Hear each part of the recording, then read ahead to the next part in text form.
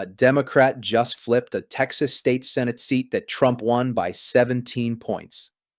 And Trump personally endorsed the Republican candidate who lost 3 times in the final 48 hours. She still lost by 14 points. This is the fifth consecutive special or off cycle election where Democrats have either flipped seats or massively overperformed expectations since Trump's second term began. And if you remember 2018, you know exactly what this means. If you're new here, I'm Jordan Vale, and we're building a community of people who refuse to stand by while democracy is under attack. We need voices like yours in this fight, so hit that subscribe button. Let me give you the results from last night, because they're stunning. According to the Dallas Morning News, in unofficial results, Democrat Taylor Remmitt bested Republican Lee Wamsgans by 14.4 percentage points in a low turnout election. It was a huge swing for a district that favored President Donald Trump by 17 percentage points in 2024. Here are the numbers. Remmitt got 57.2%. Wamsgans got 42.8%. That's a 14.4 percentage point margin. Now let me put that in context. According to the Daily Caller, under its current boundaries, District 9 voted for Trump by 17 percentage points in 2024, 13 points in 2020, and 23 points in 2016. This district has been reliably Republican for Trump. 17 points, 13 points, 23 points. And last night, a Democrat won it by 14 points. That's a 31-point swing from Trump's 2024 performance in the same district, 14 months apart. And Trump knew this race was in trouble because he endorsed the Republican candidate multiple times. Also, another loss for President Trump, who posted on Truth Social just before the runoff. Lee Wamsgans, a Republican running for the state Senate in the suburbs of Fort Worth, Texas, will be a great candidate and has my complete and total endorsement. Trump wrote on social media, "My very good friend, Lieutenant Governor Dan Patrick, needs a strong conservative Republican in SD9 to keep Texas red." The radical left Democrats are spending a fortune to be the true MAGA warrior, Lee Wamsgans. You can win this election for Lee, who has my complete and total endorsement. That was Saturday morning, hours before polls closed. But Trump had posted about this race before. According to Raw Story, Trump posted Friday on Truth Social at 1:57 a.m. Lee Wamsgans, a Republican running for the state Senate in the suburbs of Fort Worth, Texas, will be a great candidate and has my complete and total endorsement. Thank you for your attention to this matter. President DJT, 1:57 in the morning, 3 exclamation points. And he'd endorsed her months earlier, too. From TipRanks, reporting on an August 2025 endorsement, Trump said, Lee Wamsgans is an incredible candidate who will be a fantastic state senator for Texas Senate District 9.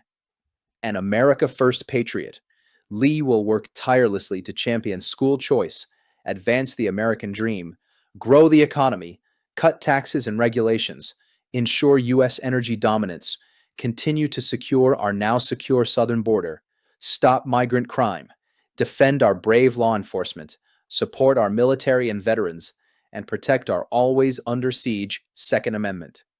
Lee has also earned the strong backing of my friend, Lieutenant Governor Dan Patrick, and many other respected leaders in the great state of Texas. Lee Wamsgans has my complete and total endorsement. She will not let you down. So Trump endorsed her in August. He endorsed her again at 1:57 a.m. Friday morning, and he endorsed her again Saturday morning, hours before polls closed. 3 endorsements. Complete and total endorsement. MAGA warrior. She will not let you down. She lost by 14 points. Now let me tell you about the 2 candidates, because the contrast is important. According to his campaign website, Taylor Remmitt is a union president, veteran, and working-class Texan running for state senate to fight for public schools, affordable housing, and real results for everyday people. He's 33 years old. He's a U.S. Air Force veteran. He works as an aircraft mechanic on F-35s for Lockheed Martin. He's president of IAM Local 776B and the Texas IAM State Council. He was born in Garland from a working-class family and grew up Republican. From CBS Texas, Remit said, "This isn't red versus blue. This is right versus wrong. This is about public school funding. This is about helping working folks. This is about lowering costs. This is about everyday folks. The results are testament to the hard work that we've put in as a community here. This goes above partisan lines." And according to NPR, Remit told supporters, "This win goes to everyday working people." That's who won: an Air Force veteran, a union machinist, someone who grew up Republican and switched because he cares about public schools and working families. Now let me tell you about who lost. According to the Dallas Morning News, Lee Wamsgans had Trump's endorsement and nods from many of Texas's leading Republicans, including Patrick, Governor Greg Abbott, and Senator Ted Cruz. She is a vice president of Patriot Mobile, a cell phone service provider that promotes conservative ideas, such as preserving bans on abortion and fighting gun control. She's 58 years old. She's chief communications officer of Patriot Mobile. And according to KSAT, she's a conservative activist whose advocacy in recent years helped make Tarrant County, nearly half of which is covered by Senate District 9, a testing ground for socially conservative policies. KSAT reported that Wamsgans rose to prominence in 2022 when she helped the GOP fill North Texas school boards with candidates who held Christian conservative views. The movement's success resulted in an explosion across the country of book bans, rewriting of curricula, and a thinner line separating church and state. So she's the person who led the book banning movement in North Texas. That's her claim to fame. And after losing, according to the Dallas Morning News, Wamsgans said in a statement, "Tonight is a wake-up call for Republicans in Tarrant County, Texas, and the nation. The Democrats were energized. Too many Republicans stayed home. Too many Republicans stayed home." That's her explanation. But here's the thing. She had every advantage. According to KSAT, Remit was far outspent in the lead-up to the November election, spending $68,000 compared to millions spent by the two GOP candidates. He remained financially outgunned heading into Saturday, with Wamsgans reporting a whopping $736,000 in expenditures compared to Remit's roughly $70,000, according to campaign finance filings with the state. Wamsgans' campaign spent $736,000. Remit's campaign spent $70,000. She outspent him 10-1 on direct campaign spending. But both sides also had significant outside support. According to the Texas Tribune, Vote Vets, a progressive national veterans PAC, poured in roughly $500,000 to boost Remit. And Patrick, the upper chamber's presiding officer, contributed $300,000 to Wamsgans' campaign through his PAC, Texas Senate Leadership Fund. From the Fort Worth Star-Telegram, she also had the support of the Texans United for a Conservative Majority PAC, which is largely funded by West Texas oilman Tim Dunn. The Political Action Committee donated $150,000 to Wamsgans in the runoff. So the outside PAC money was comparable in scale, though structured very differently, about $500,000 for Remit, $450,000 for Wamsgans. But she had a massive advantage in direct campaign spending. So she had Trump's endorsement, she had Governor Abbott's endorsement, she had Senator Cruz's endorsement, she had major PAC support. She outspent her opponent 10-1 in direct campaign spending, public and counties in the nation. And according to NPR, the seat was open because the four-term GOP incumbent, Kelly Hancock, resigned to take a statewide office. Hancock easily won election each time he ran for the office, and Republicans have held the seat for decades. Republicans have held this seat since 1991. A Democrat hadn't won this seat in 35 years. Until last night. And the DNC chair had something to say about that. From CBS Texas, DNC Chair Ken Martin said, "It's clear as day that this disastrous Republican agenda is hurting working families in Texas and across the country, which is why voters in red, blue, and purple districts are putting their faith in candidates like Taylor Raymond. This victory is a warning sign to Republicans across the country. Tonight's results prove that no Republican seat is safe. From now until November, Democrats are keeping our foot on the gas and organizing and competing everywhere, including in Texas and the rest of the Sun Belt. A warning sign to Republicans across the country. No Republican seat is safe, and he's right, because this isn't an isolated incident." According to NPR from November 2025, Democrats have been encouraged by their performance in elections since Trump took office. In November, the party dominated the first major election day since his return to the White House, notably winning the Virginia and New Jersey gubernatorial races by double-digit margins. Virginia governor. According to Wikipedia, Abigail Spanberger won the election by over 15 points, becoming the first female governor in Virginia's history. New Jersey Governor Mikey Sherrill won the election, becoming the second female governor of New Jersey.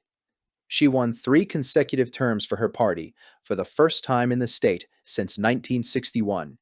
Sherrill outperformed expectations after Republicans outperformed in 2021 and 2024, winning by approximately 14 points. So Democrats won both of those gubernatorial races by huge margins in November.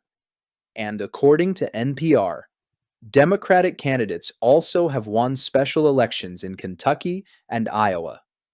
From the Daily Caller, Remit's victory is the latest in a string of Democratic upsets in state legislative seats that typically favor Republicans during Trump's second term. In 2025 alone, Democratic Pennsylvania State Senator James Malone, Democratic Iowa State Senators Mike Zimmer and Caitlin Dray, and Democratic Georgia State Representative Eric Gissler all won special election victories in seats Trump carried by double digits the previous year. And here's the overall pattern. According to Wikipedia, on 2025 state legislative elections, in contested special elections, Democrats performed 13 percentage points better on average than they did in 2024's presidential election. Wikipedia continues. No state legislative chambers changed partisan control, but Democrats gained a supermajority in the New Jersey General Assembly, while breaking Republican supermajorities in the Mississippi Senate and Iowa Senate. Multiple sources have compared the results to those from the 2017 elections, where Democrats made gains in both regular and special elections as a precursor to the Blue Wave 2018 election. A precursor to the Blue Wave 2018 election. If you're over 55, you remember what happened in 2017 and 2018. After Trump's first inauguration, Democrats started winning special elections. Then in November 2017, Democrats won governor races in Virginia and New Jersey. Sound familiar? And then in 2018, the Blue Wave hit. Democrats gained 41 House seats, 7 governorships, hundreds of state legislative seats. And now, according to Bolt's magazine, at the start of Donald Trump's first presidency in 2017, large Democratic victories in New Jersey and Virginia, paired with overperformances in special elections, foreshadowed the blue wave of the 2018 midterms. 8 years later, Trump's return to power has been followed by similar Republican setbacks. History is repeating itself. And according to NPR from November 2025, it's the cost of living and affordability that's key. It's a real quandary for Republicans.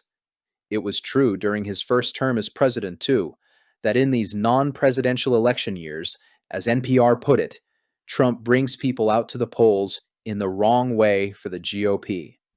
Trump brings people out to the polls in the wrong way for the GOP. The emperor has no coattails.